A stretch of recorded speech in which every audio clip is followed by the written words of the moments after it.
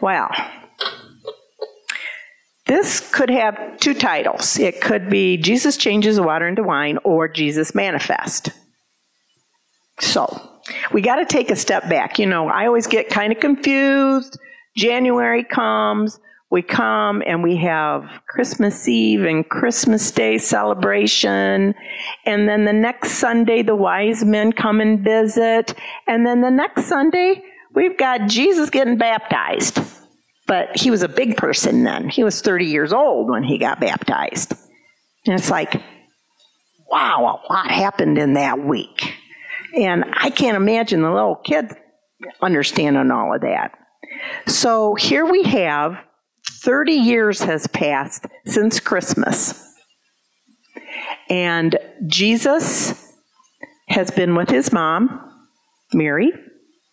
And we think that he was with Joseph, who was his earthly father.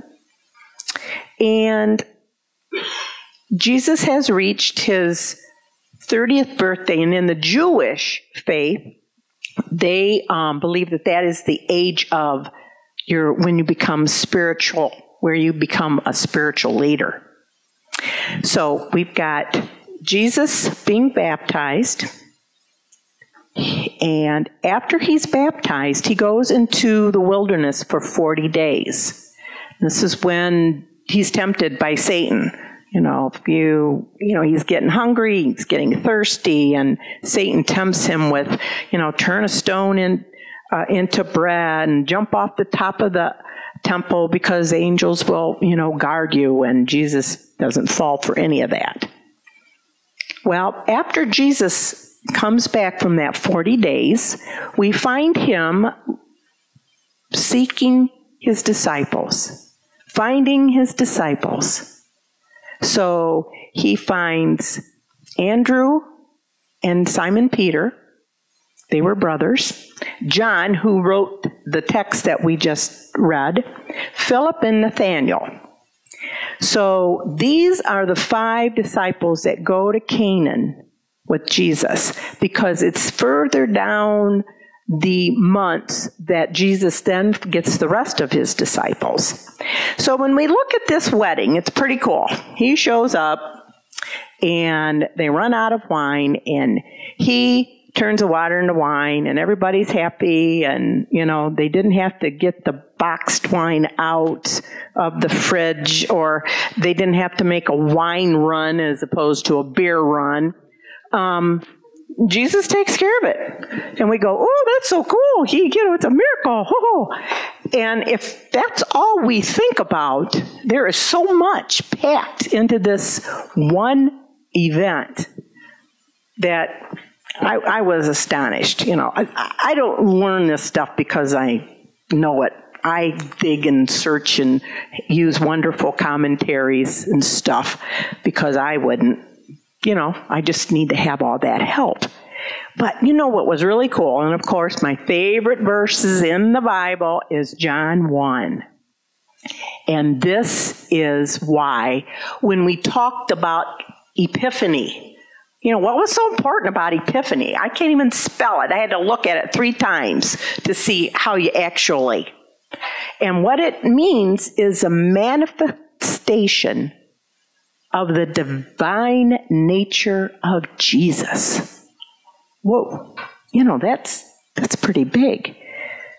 So what we have here in this small little village, the wedding at Cana, which was in Galilee, this little obscure place like Plummerville, Ohio. Jesus and his disciples show up for this wedding because they were invited, and his mom's there.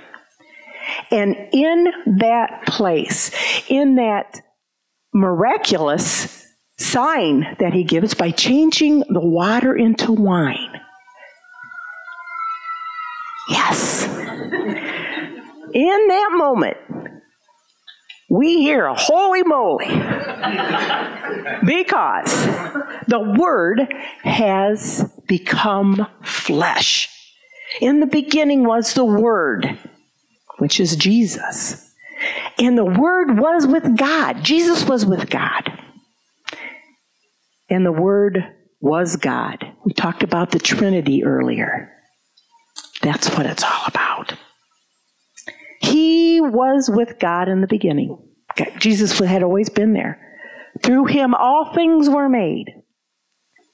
In him was life, and that life was a light of all mankind. And the light shines in the darkness, and the darkness has not overcome it.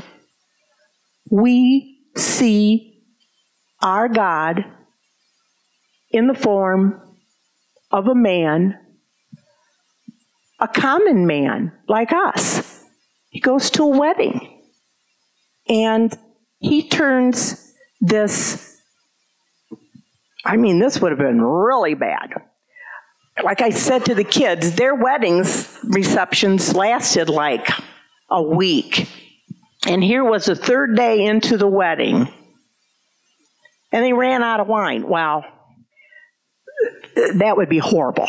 So here you are. Now that would be like going to a wedding here in Pemberville and Todd running out of food, running out of something, What would happen? Do you think that everybody would remember that wedding? Oh, yeah. And Todd would be very upset. The bride and groom would just be devastated. And this is what would have happened in Cana if Jesus hadn't come to their rescue. If Jesus hadn't blessed them with abundance. So if you take 6 jars times 30, you get 180 gallons of wine. You call that abundance? I do. I was going to try to figure out how many boxes of wine that would equate to, but I couldn't do the math. I don't know anybody that knows math at my house, but anyway, Tim teaches math at Owens. That's why I said that. So here we have God manifest, helping just common folk, giving them a blessing that they will never ever forget, and we will never ever forget. And he reaches down to us every day with that abundance. He touches our lives with his abundance. And it's just nothing short of a miracle.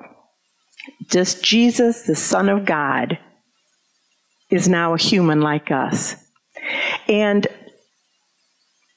we talked about, Mary going, well, Jesus, they ran out of wine. And he goes, well, what am I supposed to do about it, But he wasn't disrespectful. That's what the commentaries say. Even though he calls her woman instead of mother, they explain it that it was, kind of like being respectful, but, not, it just wasn't meant to be disrespectful. I guess that's the only way I can explain it. But she knew who he was. She held that baby. She held him as a baby and rocked him, dried his tears when he fell off his skateboard, whatever he was playing with.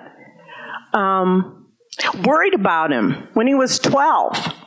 Remember, they went to Jerusalem to celebrate the Passover. They're like 2 days a journey away from Jerusalem, and Mary thought he was with some other relatives, and he's not there. So they go back and find him. He's at the temple, talking with the teachers, learning, expanding his knowledge. And then she also watches him as an apprentice to Joseph, learning to be a carpenter. And here they're at a wedding, and life has changed. This moment has changed. She is now a witness to God among us. She, at the cross, we don't hear about her again. We see her at Canaan. And the next time we see her, she's at the foot of the cross. Oh, man. I can't even think about that. But she knew who he was. She was confident that he could change that water into wine. She knew that the abundance of life that he was going to bless everyone with, she knew he could do it. She knew. and thinking about what was coming for him, just, really had to tear her up. But she knew that he was going to bless everyone with an abundant life. And, when we talk about abundant, I don't want us to think we have an abundant life because we have 3 brand new cars and our house is paid for, and we've got stocks and we've got bonds and we've got savings and we've got CDs and we've got this, that, and the other thing. His abundant life to us is him living in us, expanding us, encouraging us, and strengthening us in our faith. That's the abundance that he wants for us. He wants us to be and like him and walk with him. So, through this gift to the bride and groom, we see God manifest. We see him again. We see his glory. And that is the most wonderful thing. And it's interesting, in Isaiah, they were talking about the bridegroom and how much joy God has for the bride and the bridegroom. The bride is the church. The bridegroom is Jesus. He wants us to know that joy, just like the people at the wedding in Cana knew joy. And the best part is, the very last line is that, and his disciples believed in him. They had been walking with them, and this miracle or sign, it was one of his first signs. They see it. They know it. He's God's son. He really is, because who else could change water into wine? And we need to know, do we see this grace of abundance? Is it in our lives? And do we believe as the disciples did? Amen.